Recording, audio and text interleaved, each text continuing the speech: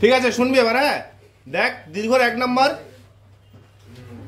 কি আছে যে 7,9 ও -1,-7 বিন্দু দুটির সংযোজক রেখাংশ যে বিন্দুতে 3:5 অনুপাতে অন্তবিভক্ত হয় বলছে সেই বিন্দুগামী এবং এই রেখাংশের উপর লম্বভাবে অবস্থিত সরলরেখার সমীকরণ নির্ণয় করো। এটা হচ্ছে প্রথম পার্ট। দ্বিতীয়টা বলছে মূল বিন্দু থেকে নির্ণয় সরলরেখার কি হচ্ছে লম্ব দূরত্ব কত। দুইটা পার্ট। হ্যাঁ তাহলে ব্যাপারটা বুঝে নে আগে যে কি বলছে। যে দুইটা বিন্দু দেওয়া আছে বলতো বিন্দু দুইটা ছবিটা বোঝার চেষ্টা কর। 7,9 আর একটা -1,-7। এবার দেখ বলছে 3:5 অনুপাতে অন্তঃস্থভাবে বিভক্ত করছে। তাহলে এটা হচ্ছে এ বিন্দু, এটা বি বিন্দু। হ্যালো এবার 3:5 অনুপাতে মানে এইদিকে 3 ভাগ, এদিকে কত 5 ভাগ। দেখ এদিকে হচ্ছে 3, এদিকে হচ্ছে 5। 3:5 অনুপাতে অন্তঃস্থভাবে বিভক্ত করছে কথা কথা আর বিন্দুতে। এবার বলছে সেই আর বিন্দুতে লম্বের সমীকরণ, সেই লম্বটা আবার কি বিন্দুগামী। দেখ এই যে আর বিন্দুতেই এখানে বলছে এই সরলরেখার লম্ব সরলরেখার সমীকরণ, মানে এই সরলরেখার সমীকরণটা আমাদের বের করতে হবে। এবার এই সমীকরণটা কি, আমরা এই দুইটি যে বিন্দু দেওয়া আছে সেই দুইটি বিন্দু দ্বারা সরলরেখার সমীকরণ পেয়ে যাব। হলো তাহলে সরলরেখার সমীকরণ, তাহলে এর লম্ব সরলরেখার সমীকরণ আবার কি আমরা এখান থেকে পেয়ে যাব, প্লাস কে দিয়ে ধরবো।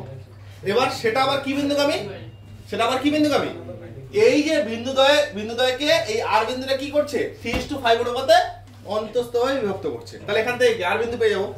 তাহলে সেই আর বিন্দুগামী সেই সরলরেখাটা হবে। তাহলে প্রথমে লেখ যে এ ও বি বিন্দুগামী সরলরেখার সমীকরণ।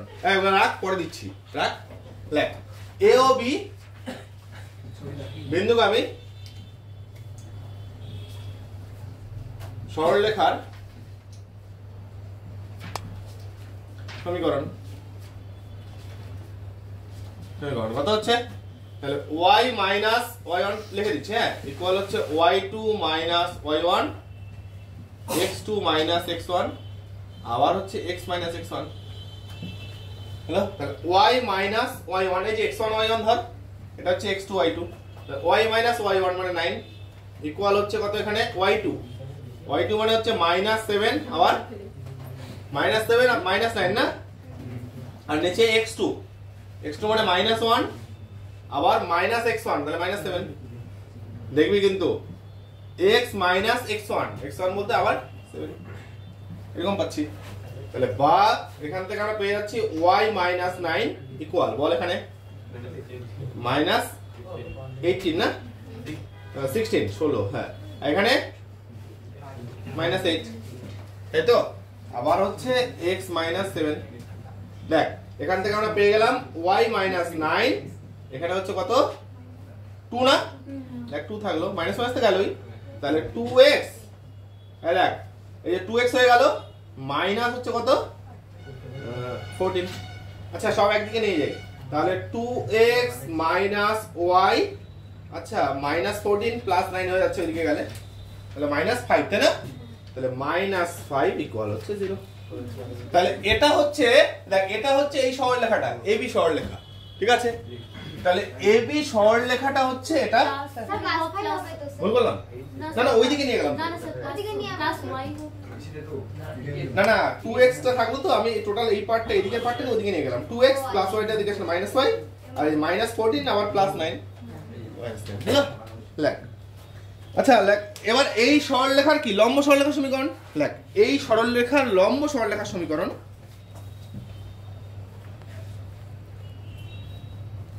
এই সরলরেখার লম্ব সরলরেখার সমীকরণ। আচ্ছা এই সরলরেখার লম্ব সরলরেখার সমীকরণ কি হবে বল। তাহলে এখানে y এর যে সহগ সেটা কত -1, তাহলে -1 ইনটু x আচ্ছা মাইনাস 2y মানে দেখ এই যে এর জায়গায় 2 হ্যাঁ তাহলে কত হচ্ছে 2 ইনটু y প্লাস কত k ইকুয়াল 0। ইহা আচ্ছা ইহা কত বিন্দুগামী, দেখ এই যে আর বিন্দু এখানে দেখাচ্ছি আমি, সেটা কত অনুপাতে বিভক্ত হয়েছে 3:5। তাহলে একবারে করে দিচ্ছি, তাহলে ইহা হচ্ছে কত নিচে লিখছি হ্যাঁ mx2 বল। তাহলে m বলতে এখানে কত রে, দেখ এই যে mx2 সূত্রটা কি একবার সূত্র লিখে দিচ্ছি। দেখ mx2 যেহেতু অন্তস্থ হবে plus N X one by M plus N, আর একটা কি হয় কত M Y two plus N Y one by M plus N equal কত হচ্ছে বল এটা এত বিন্দু আমি।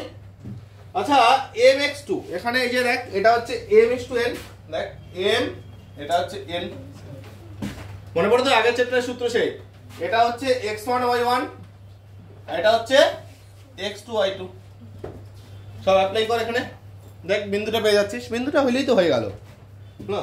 তাহলে ইহা হচ্ছে এত এত অনুপাতে বিভক্ত করছে সেই নির্দিষ্ট বিন্দু দিয়ে সেই লম্ব সরলরেখাটা গেছে। তাহলে এখানে m m মানে হচ্ছে 3, তার সাথে x2 মানে হচ্ছে -1, তারপরে প্লাস n মানে হচ্ছে 5 ইনটু কত x1 মানে হচ্ছে 7, তাই না 7 দেখবি কিন্তু একটু, হ্যাঁ আর নিচে হচ্ছে 3 প্লাস 5, আর এদিকে বল আবার m, তাহলে 3 ইনটু y2 মানে -7 প্লাস n মানে আবার 5 ইনটু x1 y1 না মানে 9, আর নিচে আবার হচ্ছে 3 প্লাস 5, দেখ উপরে কত হচ্ছে